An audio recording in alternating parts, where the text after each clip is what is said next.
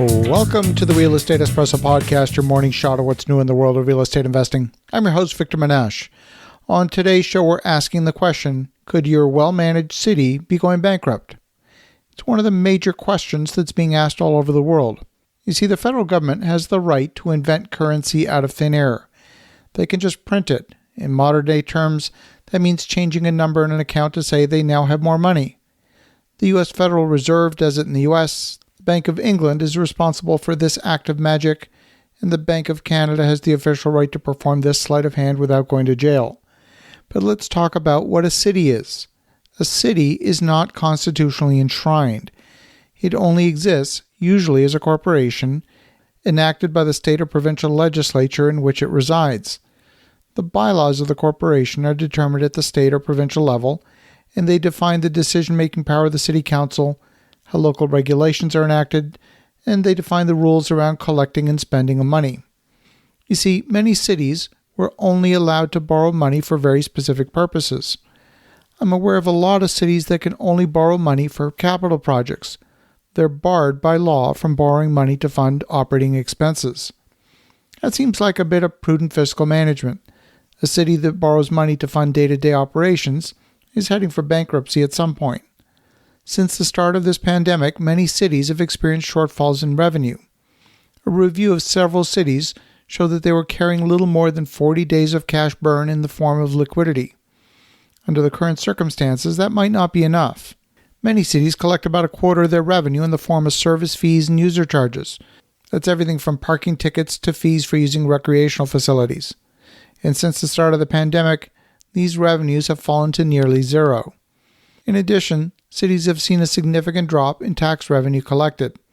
Tax revenues account for 50 to 70% of a city's total revenue. Many cities have responded with significant workforce reductions. They've cut non-essential services like libraries, swimming pools, recreation facilities, and so on. And they've tried, where possible, to maintain essential services like police, fire, and various emergency services. They've deferred maintenance where possible. But at a certain point, there's no more discretionary services to cut. First responders are key to protecting life and safety in our society, and that's something that's clearly being tested in our current time.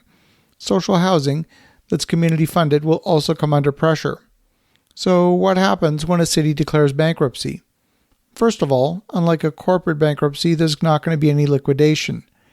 In the U.S., a city bankruptcy is governed by Chapter 9, and a judge will be appointed to oversee the spending of monies and the rebalancing of the budget.